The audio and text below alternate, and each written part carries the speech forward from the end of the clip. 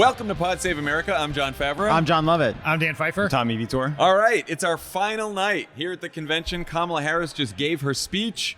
We're going to talk all about it. We're also going to talk about what comes next. We also had a drop-in by our friend and our governor, Gavin Newsom, fellow podcaster, who's known Kamala forever, so we're going to hear that afterwards. But you know what? Let's just get right into it, guys. This was obviously the biggest speech of Kamala Harris's life, and she killed it. Let's listen. And so, on behalf of the people, on behalf of every American, regardless of party, race, gender, or the language your grandmother speaks, on behalf of my mother and everyone who has ever set out on their own unlikely journey, on behalf of Americans like the people I grew up with, people who work hard, chase their dreams, and look out for one another, on behalf of everyone whose story could only be written in the greatest nation on earth, I accept your nomination to be President of the United States of America. We got balloons. Nice. Oh my God. What a fun thing. What production quality. Look at us. Self-important podcasters? I don't think so. Please. Yeah, we're the nominees. I just want you guys to know we've all been blowing up balloons for an hour. Yeah. You know what? It paid off. Yeah. It paid off. That was a How beautiful many moment. balloons did you blow up? How many? I blew up like 3 or 4. Oh, I didn't blow up a single one. Yeah, Daniel Dale over here fact-checking you. What's going on with that? All right. What did you guys think of the speech? So we were Doing talking. hands. That means he liked it. First of all, less than 2 months ago was Joe Biden debated Donald Trump. 30 days ago, Joe Biden steps aside. There was a lot of internal agita and angst about what would come if Joe notice Biden that. stepped aside. And it is, first of all, incredible what the campaign has done, but also the way in which everyone put their hopes in Kamala Harris. And Kamala Harris has not just performed as well as her most beloved fans have hoped she would, but I think it's fair to say she's exceeded everyone's expectations. That Even the K-Hab's like, whoa. the amount of pressure on her shoulders, the You can amount, do this? the amount she was expected to do in such a short time, the Yeah. stage, the pressure, the attention, the spotlight that fell on her, and to see someone deliver as well a speech as I think I've ever seen a candidate do at a convention, it was incredible. Yeah. Look, we're all staffers at heart. Campaign staff, DNC staff. Oh my God. You got. How did they do this? How did you take a convention that was Joe Biden's convention 40 days ago and turn it into Kamala Harris' convention? It's incredible. Yeah. Incredible. You asked about the speech, though. Dan, you have something smart to say.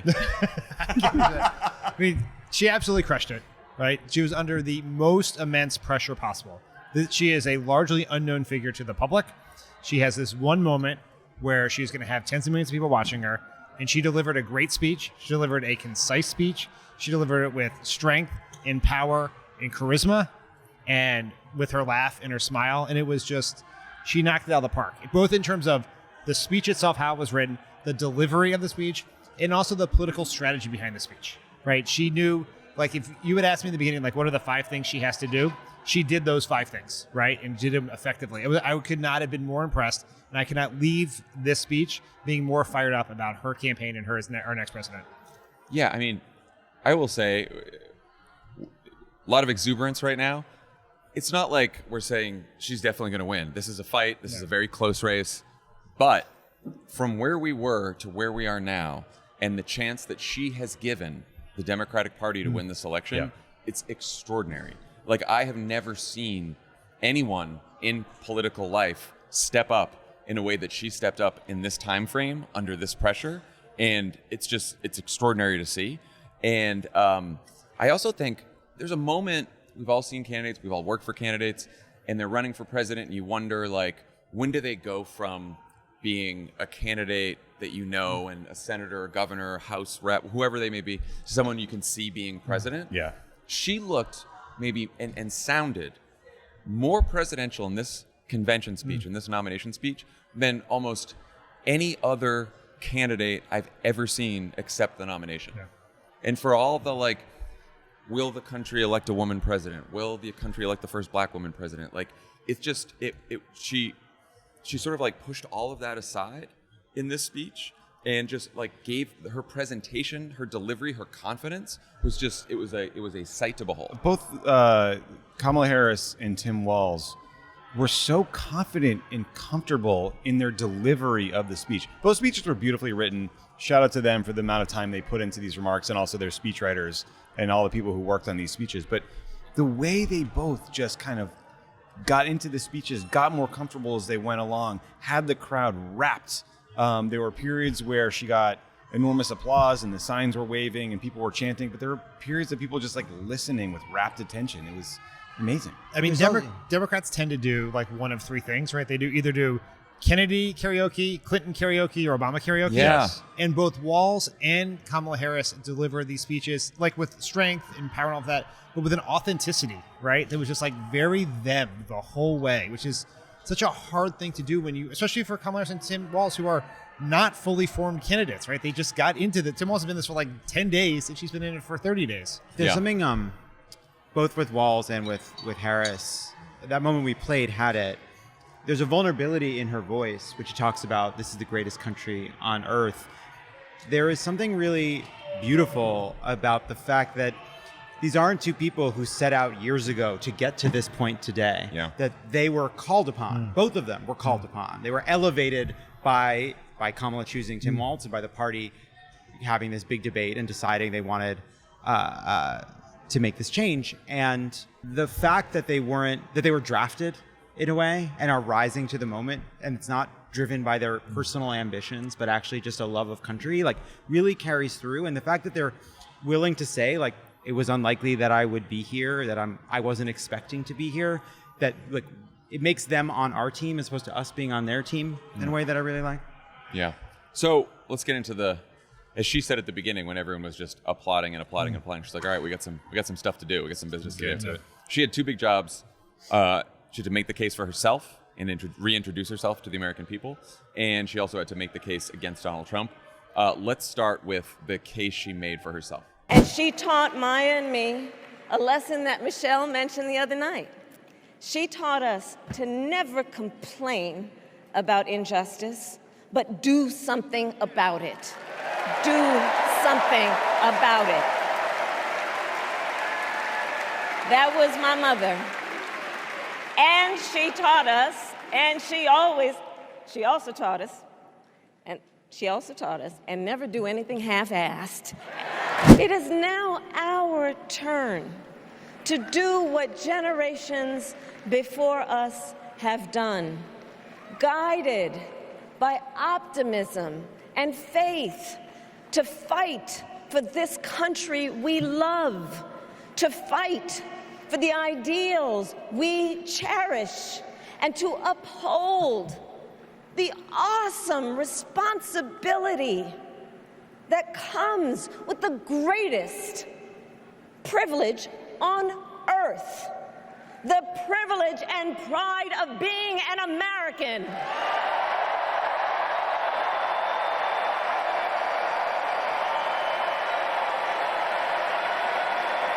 So let's get out there, let's fight for it, let's get out there, let's vote for it, and together, let us write the next great chapter in the most extraordinary story ever told. Thank you. God bless you, and may God bless the United States of America. Thank you all. So she spent a lot of time at the beginning of the speech telling her story, talking about her upbringing, her parents. I thought that the speech was infused with values, again, in the best sense of the word, not the consultant sense of the word, like talking about what actually drives her, what her family was like. And I thought that the way that she sort of transitioned into the policy section in terms of like domestic policy, talking about the economy, she sort of transitioned by talking about like, you know, how her parents raised her, how her mom raised her. What did you guys think about how She talked about herself, her story at the beginning of the speech. Tommy? I just think it's such a better way to do it. I mean, you can't just say, this is my platform. These are Right. my plans. You have to say, this is who I am. This is who raised me. This is where I came from. And this is how that origin story informed my values and what I care about, and therefore who I will fight for. And then you can talk through what your policy plank was. And what I loved about that clip there is we know that Donald Trump is going to try to say she's not American, that she's other. There's people doing the birther shit to her. And for her to say the greatest privilege on this earth is to be an American was just such a, it's just nice to see Democrats taking back patriotism in that way. Yeah, I could not agree more. I think this is one of the most patriotic speeches ever delivered by a nominee. And it is, I mean, all of the Obama parallels are overly facile, right? Because of her race, because of her name.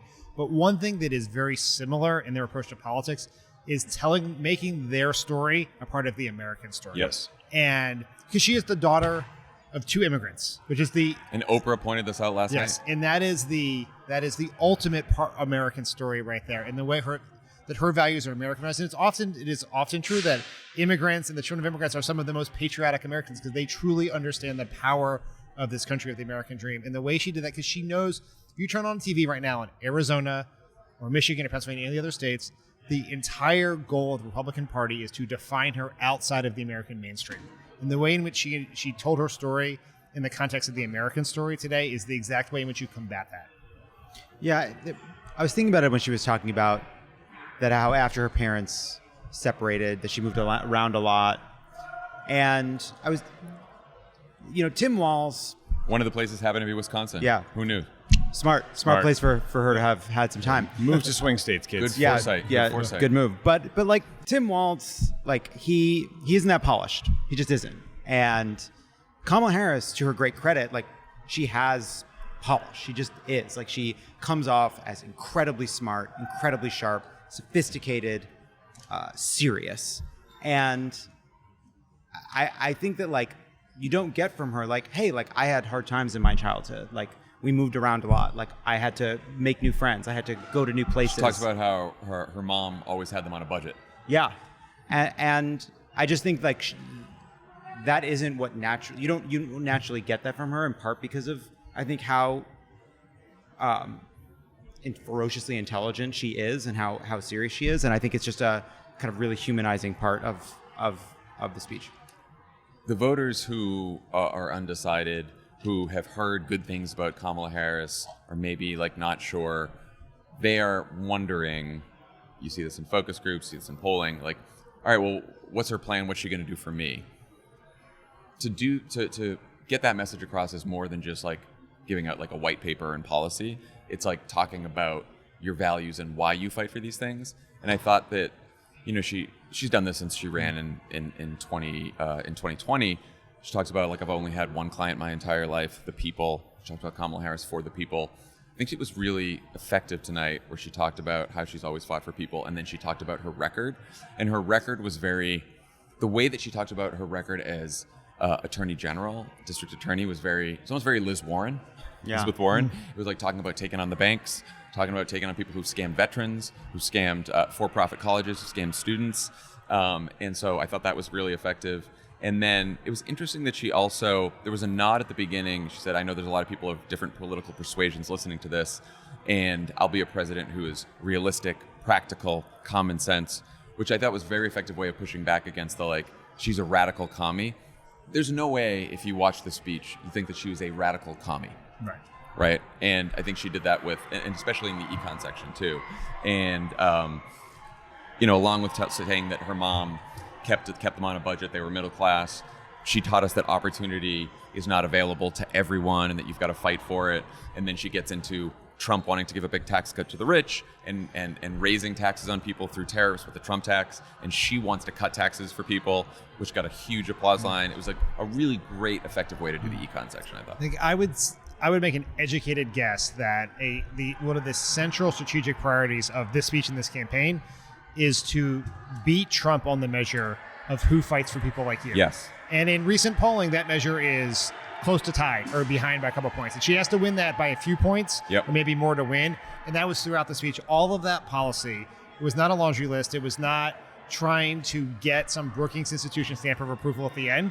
It was to use the policy to show people that she will fight for them. There's also which takes discipline. Yeah, right? there's also the campaign has talked about like building wealth, building generational wealth, and she talked about entrepreneurs, she talked about founders. The one part that did feel like the most sort of message testy or like the least was when she referred to the opportunity economy, which I think is probably the policies underneath it, the goal of it all makes sense. But was the one part where I thought, oh well, that feels like a sentence taken directly from a poll. You literally just didn't need that phrase. Yeah. You could have just gone without it. She did contrast with Trump throughout the speech. There was one longer section in the middle where she just went full prosecutor and laid out the case against Trump. Let's listen. Donald Trump tried to throw away your votes. When he failed, he sent an armed mob to the United States Capitol where they assaulted law enforcement officers. When politicians in his own party begged him to call off the mob and send help, he did the opposite. He fanned the flames. And now, for an entirely different set of crimes, he was found guilty of fraud by a jury of everyday Americans and separately found liable for committing sexual abuse. And consider what he intends to do if we give him power again. Consider his explicit intent to set free violent extremists who assaulted those law enforcement officers at the Capitol. His explicit intent to jail journalists, political opponents, and anyone he sees as the enemy. His explicit intent to deploy our active duty military against our own citizens. Consider the power he will have, especially after the United States Supreme Court just ruled that he would be immune from criminal prosecution.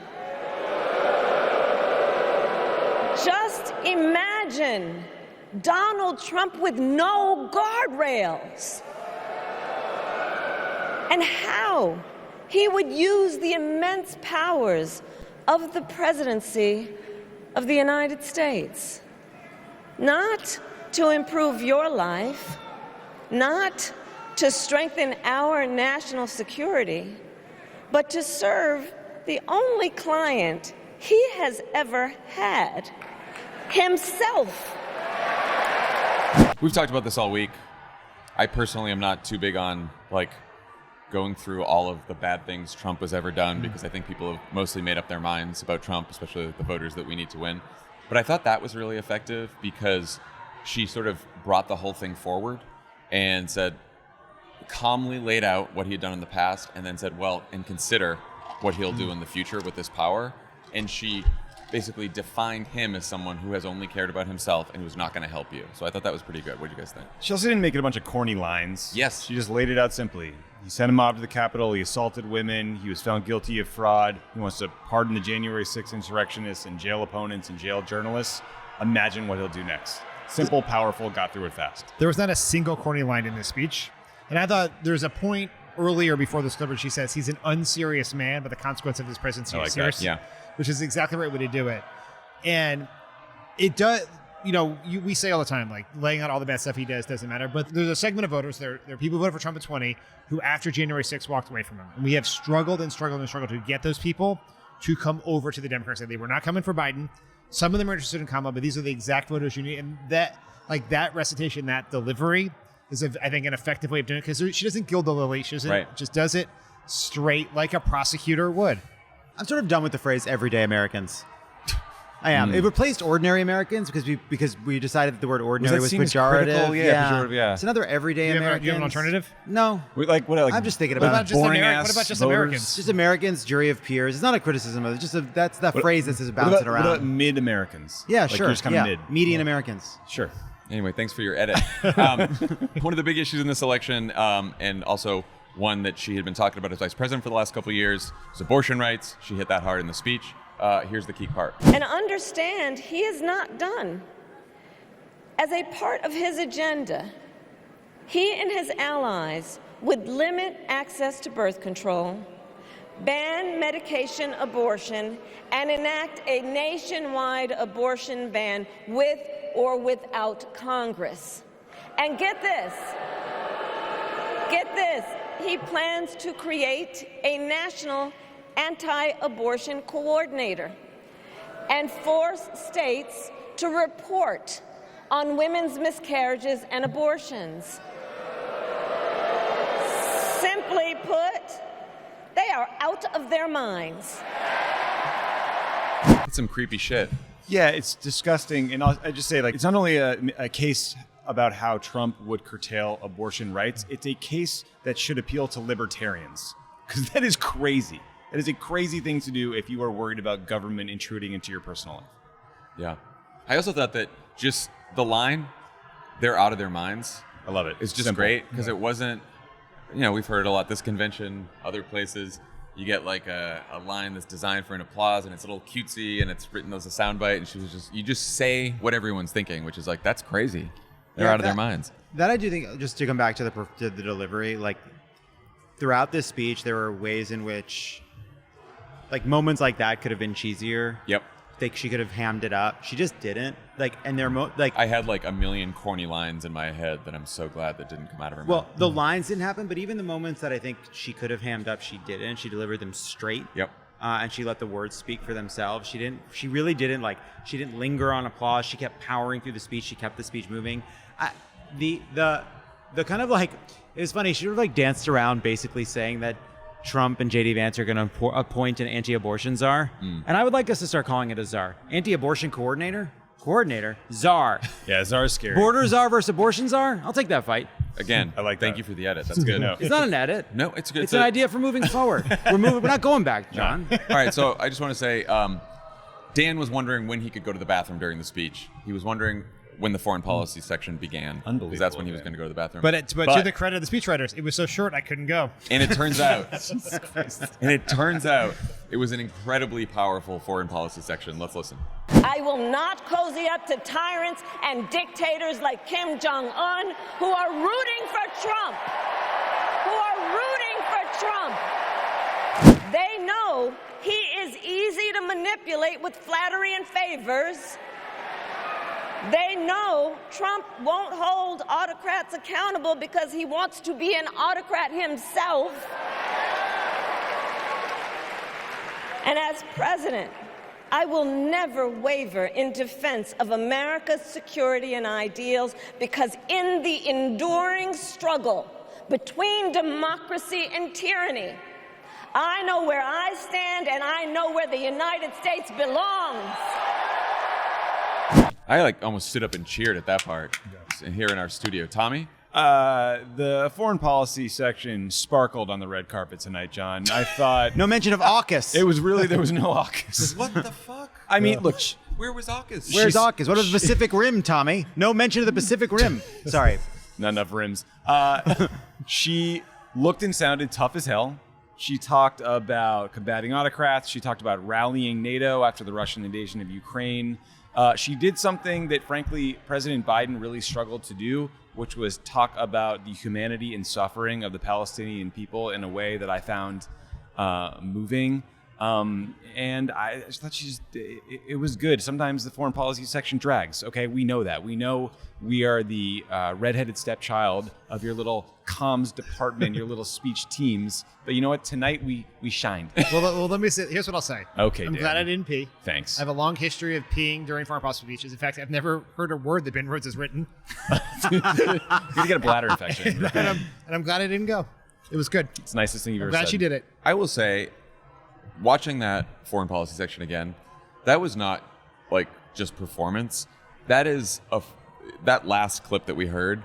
That is like, those are the way that she delivered that is the delivery of someone who has been vice president, who has been around the world, who has dealt with foreign policy crises, who has sat in the situation room. Like you could tell that she really felt that in a way confident. that when she was a candidate in 2020, maybe would not have delivered it that authentically. Yeah, several of the best moments throughout this convention have been people choosing not to process their disgust with sort of like vitriolic sentences, but actually taking a step back. Obama did this, but AOC did this, Walz did this, Kamala does this, which is to step back and try to figure out like, why is this so outrageous? Like, why is it so ridiculous that we're in this situation? And that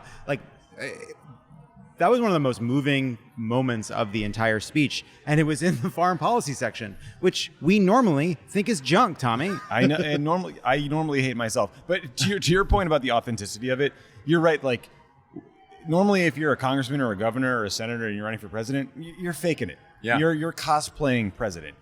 She has been in the Situation Room. She's been in the PDB. She has represented Joe Biden in the PDB. Everyone knows in that. the United States at the Munich Security Summit. Okay, she's been to ASEAN. Yeah, she's been to these national summits representing the United States. How many G's has she been to? G unit? I don't know. Many. There's also something about her being a prosecutor too. Like, one of the things that's been striking just over the past couple of years is we saw this with some of the indictments and how they're written. There's nothing that has disgusted law enforcement officials more than actually confronting the detailed evidence of Donald Trump's behavior. Like, there is a kind of like righteous indignation that comes with having been a law enforcement person, seeing the way Donald Trump conducts himself, and I appreciate that in this moment. Okay, so you all know what we thought of this speech. You're all thinking the Pod Save America guys slobbered all over this speech. Yeah, it's we did. embarrassing. I'm fine with that. If the election was tomorrow, it is still possible she could lose. Absolutely, sure. The way things are right now, it is very tight. Mm-hmm. We've had a whole convention. It's been a great week. Donald Trump has responded to this in a very Donald Trump way. He was truthing during the whole thing. Just some really wild truths. Where's Hunter was one of them. He started yelling about how Coach Walz was just an assistant coach. This is what he was posting during her speech. The huntership has sailed, my friend. And then he called into Fox afterwards, went on this tirade, and he was so exercised about the whole thing. You could hear like the phone that he was hitting the numbers on the phone, and it was going beep beep beep while he was talking. He was out of his mind. Nonetheless, the race is still almost tied. It's too bad. Final thoughts on where we go from here. Just on Trump for a second. Yeah. Just the split screen of her delivering that speech before that rapturous crowd and Donald Trump calling into Fox News like he's some sort of disgruntled Yankees fan. It's just like imagine what the split screen is going to be like on the morning shows tomorrow, right? Yeah, I know. Yeah, like a real campaign could have waited till tomorrow, and then he could have done an event, and he could have responded. You forget what like a normal opposition campaign is like. Yeah, you would take the night off. You'd come back tomorrow and respond. Think about it. Yeah, in front of a crowd. Yeah. Also, truth, Walz was an assistant coach, not a coach. Right, yeah. An assistant coach is a coach, you stupid asshole. Play one sport in your life for the love of God. You call your assistant coach. Yeah, it's Great also, week here at the DNC. Yeah, well, it's also like an incredibly effective speech after a very effective convention with some of the best, I think, whatever primetime big speeches that we've seen. If it works, it does everything it's supposed to do, and it persuades 10 to 20% of the undecided voters to come along. I don't think you're going to say 10 to 20,000 people. Of the small percentage of people that are undecided, it would show up as a point or two. Okay. It would show up as a point or two. Yeah, okay. So your math works. That's all I'm getting at. Math major. Don't doubt the math major. That the most effective night we could ever hope for is one in which we would see modest improvement that would make us maybe feel a little bit more reassured in a race we could still very much lose. So all right. So just to bring everyone back down to earth. Yeah, good thing to do. When we get back from the break, you'll hear our interview with Governor Gavin Newsom. But before we get to that, convention's over and now it's time to get to work. Okay. Vote Save America has set an ambitious goal to sign up 75,000 volunteers by National Voter Registration Day on September 17th, and they can't get there without you. Vote Save America is a one-stop shop for the most high-impact ways to make a difference right now. They support candidates in critical races who know their communities inside and out and who champion the Harris-Walz ticket so you can feel good knowing your volunteer hours help Democrats up and down the ballot. Can I just say, a lot of you have said that what finally gets you to sign up is a moment where we say, hey, we've been asking you over and over again to sign up. Do us a favor. Text me back. Just do it. Just go on to votesaveamerica.com and sign up. as a favor to us, you've been listening for a long Do it for time. Dan. This is fucking Do it free. for Dan. Do it for Do it Dan. for Dan. What if we did it for Kamala? Sure. Just Do get it the for permission. Dan, too. You may never listen. If you volunteer, if you donate, that's great. The first step is just signing up. If you do nothing after that, you still signed up. VoteSaveAmerica.com/2024. Sign up. This message has been paid for by Vote Save America. You can learn more at VoteSaveAmerica.com. And this ad has not been authorized by any candidate or candidates committee. When we come back, Gavin Newsom. Pod Save America is brought to you by Policy Genius. Look, we just got through the Democratic National Convention, and you know what? Things are looking bright, people. We are doing a hell of a lot better now than we were a month ago, 2 months ago, 3 months ago. And it's very exciting, but you know what? It doesn't mean you can stop planning for the future. With life insurance, you know your family will be protected. Policy Genius helps you find the right life insurance policy at the best price, so you have one less thing to prepare for. With Policy Genius, you can find life insurance policies that start at just $292 per year for $1 million of coverage. Some options offer same-day approval and avoid unnecessary medical exams. Policy Genius combines digital tools with the expertise of real licensed agents. In just a few clicks, you can compare quotes from America's top insurers and find your lowest price. If you need guidance, there's a licensed support team ready to answer questions, handle paperwork, and advocate for you throughout the process. Since they don't have an incentive to recommend one insurer over another, their advice is unbiased. Join thousands of happy Policy Genius customers who have left 5-star reviews. Be ready for the future with Policy Genius. Head to policygenius.com/crooked or click the link in the description to get your free life insurance quotes and see how much you could save. That's policygenius.com/crooked. We're here with Governor Gavin Newsom, who Every just stopped state's by. got one. Every Our state. governor. How the hell do you keep our names straight? There's a lot of us.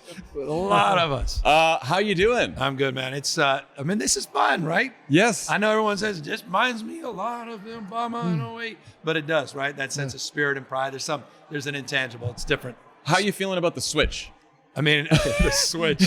Now we went through a very open process and a very inclusive process. It was bottom up. I don't know if you know that. Yes, that's what I've been told to say. Yes, it was a blitz primary, I believe is what they called it. It's a very, very fast blitz. I think it was It's a blink primary, so we call that. a 30-minute convention. Yeah. Between a tweet and another tweet. It's amazing how it happened. Yeah, it's been amazing. But what is amazing is how unified everybody is. Yeah. I mean, it's next level. So Kamala Harris is our nominee. You have known her for many years. Crazy. What 20, almost 25 years before we were both in politics. I know everyone said we're friends. You roll your eyes, politicians being friends. Right. But literally before, we were either both of us politicians. None of us knew what we were going to do in the future. I was running a little restaurant and had a wine store down the road. And she was an assistant district attorney in Alameda County. We had some mutual friends, some guy named Willie Brown and some other guys that, fell in helicopters with Donald Trump. Right, yeah, Maybe it's I the heard other that. Brown, whatever. But yeah, and here we are. Like, how is this? This was never on a bingo card, man. This is next level surreal. So it's pretty exciting. What's something about Kamala Harris that most people don't know that they should know? I think most people, it is a good point. No one even knew. I've got more people. I swear to you, the one thing that's universal, I didn't know she worked at McDonald's. Really, that's like the most interesting and relevant thing. But it is interesting. It is a reminder how you think you know somebody and you don't. But that bio is so multifaceted, again, just in terms of the relationship, the personal relationship, her advocacy, her causes, social justice, racial justice, economic justice. There's so much focus on her criminal justice frame as district attorney and AG prosecuting the case. But there's a whole nother side of her about inclusion. And that's something I hope she talks more about. And look, she's prepared, she's tough, she's tenacious. She doesn't suffer fools. Yeah. Why'd you point at John? What? Do you want to say something? We got a little history here we can discuss. Let's air it out. He's been foolish. Let's air it out. Did you all know that McDonald's apparently put out some data where they found that 1 of every 8 Americans has worked at a McDonald's? Is that true? Wow. Now, This is all hearsay from the hallway an hour ago with Dunphy, but this is what I was told. Yeah. This is. If you can't trust what you hear in the hallway of the Democratic Convention, what that's can right. you trust? That's right. You know what? I just want you to know you can trust me because I have raised the minimum wage for fast food workers in my great state to $20. Nicely done. And we've created more jobs since we've done that. Sorry, Wall Street Journal. Eat your heart out. They're wrong. created more jobs. Now, I'm just saying, if Kamala worked under our administration, she would be much better off today than she was back in the day. That's all I'm saying. That is a professional pivot. That's right what there. I'm talking good. about. That's what I'm talking about. But no, so it's exciting and so it's fun. So many of our mutual old friends are here, and now all her new friends that are old friends.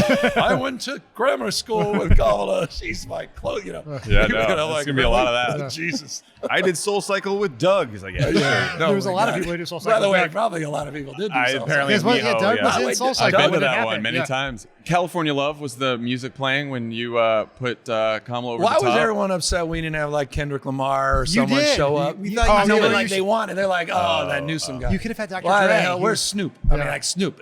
He cost $500,000 to get probably.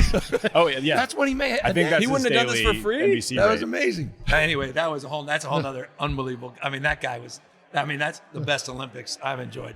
But no, I know that was this. Everyone brought it. The DJ, the whole thing. This was a different thing. Was that your choice, California Love? Come on. I love Cal. I mean, That's that's from like Green Thank you. Day or something. we're We elder would've done it. millennials, Yes. so we. In our There's nothing wrong with Green Day. I know we talked about this. Trey You're a Cole's a Metallica buddy. guy. Lars, I just checked in 2 nights ago. How's he doing? It's the bet, man. He's crushing. Okay, good. They're still filling out damn stadiums. Yeah. No one does that. Yeah. But yeah, no. Look, California, cool. Come on. I good. mean, it makes sense. Makes sense. Our youngsters, we were in our Slack. There was a running debate. Everyone's waiting for California.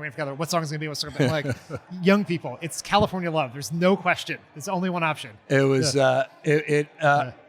it was interesting. By the way, it was interesting just being with my delegation and how everybody.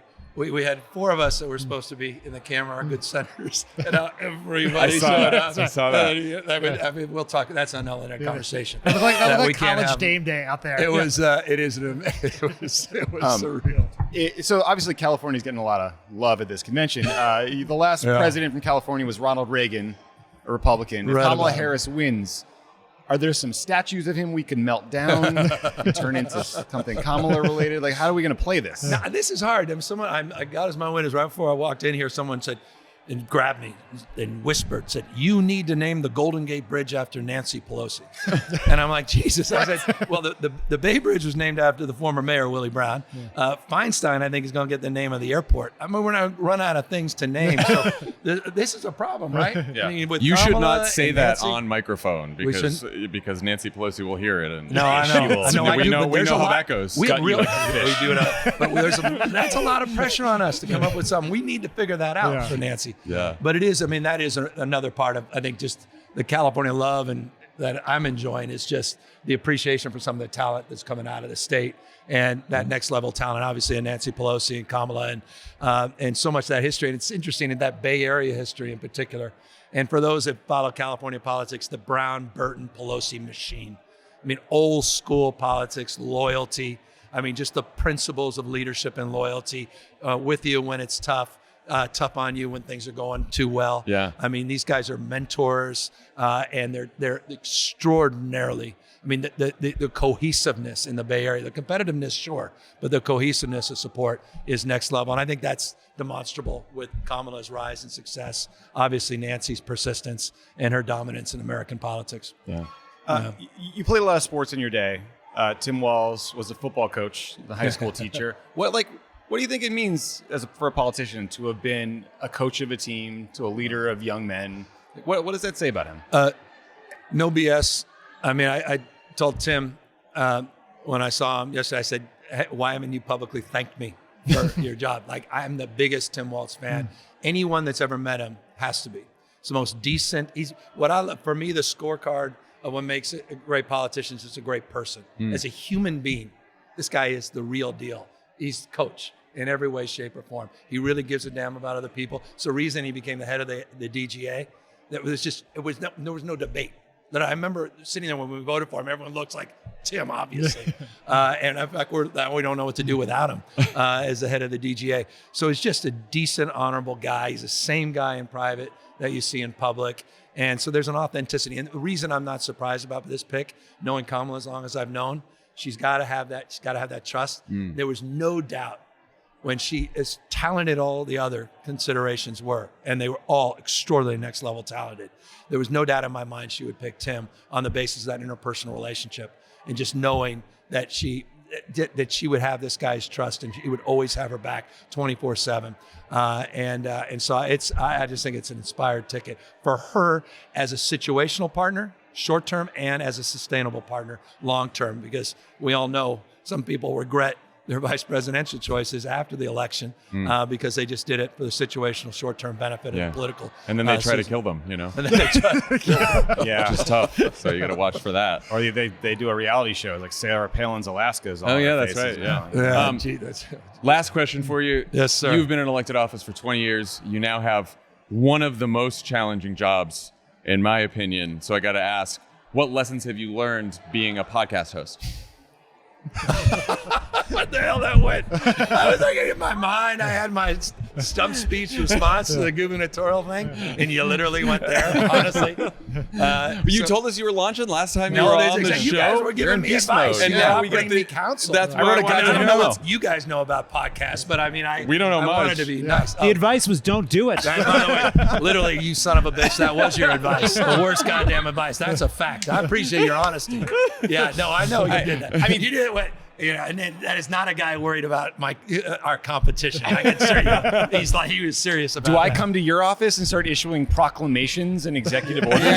Stay out of my shit. That's all we're saying. Oh, geez. I mean, I'm like literally. We don't these like guys competition. are Unbelievable. So look, hey, I just saying, okay, with all due respect, like Marshawn Lynch, that's just different. Yeah, that's good. It is different. It's the beast. And it's Yeah. fun. And by the way, we had a fun little episode. We went into San Quentin death row, which, I did a moratorium on the death penalty in California. And then we cleaned out San Quentin. We're turning it into an honor yard. Oh, wow. And we were able to do an episode there. Wow. I met a guy, you talk about sports, God is my witness.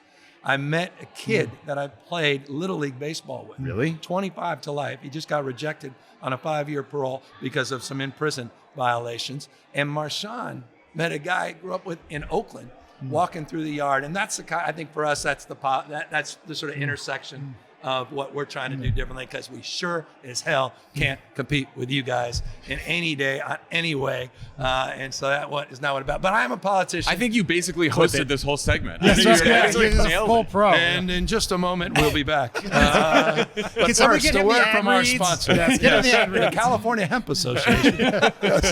Tommy John underwear. John That's when you know you've made it. Tommy John underwear, 2 for 1. Oh, yeah. Do you have it? We have this organization, Vote Save America. We're having people sign up to get involved, volunteers. Do you have any marching orders for everyone in this election? Would it be to vote? Are To we register, seriously having this? volunteer, You think or- registration? Are we really having this conversation around the importance of registering to vote? Yeah. I mean, you think people a lot of people really? out there? No, we Like, don't want them I'm to just not register. sure. We want them to go volunteer, knock on doors, make it. calls, all the stuff. Yeah, no, it's about active, not inert citizenship. And citizenship is not just voting every 2 years or 4 years in an election. It's everything that happens in between. It's everything that happens after this convention that will be determinative in terms of the fate and future of our country and the planet and the world we're trying to build. And so everybody needs to step up and step in a much more deep and meaningful way, get other people activated, involved, get rid of this cynicism, all the negativity, all that stress and anxiety I know we've all been through in the last 3+ years, and recognize that we've got to reconcile the world we're living in. And we have this unique opportunity in American history to do that and do our, dare I say, turn the page. There you go. On Donald Trump and Trumpism, and put that in the damn dustbin of history and in the rearview mirror. Gavin Newsom, thank you for stopping by. Thank you for being our governor. Good to be with Love you having guys. you We'll always. see you, all 3 or not 4 of you on the podcast when I invite you on my podcast. We'll see you on the Apple charts. This is the new. This is 3 the new out of host. 4 We got- of you. This is Pod Save America on right here. politicking. Guys, we made it. We survived the Democratic Convention. This is our last DNC show. But as usual, we've got a bonus segment for our Friends of the Pod subscribers, even though the heroic Elijah Cohn got sick and had to go home. And of course, if you aren't a subscriber, head to cricket.com/friends or sign up through the Apple Podcasts app. And while Tommy and Dan and I are flying home tomorrow, Lovett is staying. Oh no. Right for Love It or Leave It, Friday night at the Vic. Sold out show at the Vic. Wish I could go. Thank you to our amazing crew here in Chicago. Shout out to the team. Just Turn the camera around. Somebody turn the camera around. Crew. Somebody. You never turn the camera around. Somebody Crooked turn the media. camera around. They have Haley, turn it barely around. slept. Charlotte, Ben, Haley, Sophie, Reed, Milo. What's that one's name? Saul. Austin, Madeline, Lucinda. Everyone was here. Ari, Shaniqua, Ari. Elijah. Ari, Elijah. Elijah. Well, I already mentioned May his Elijah. He memory had be to a go home. blessing. Dumpy. Caroline Dumpy. Oh yeah, real shrinking violet. Never gets spotlight. I was just saying the people I could see here.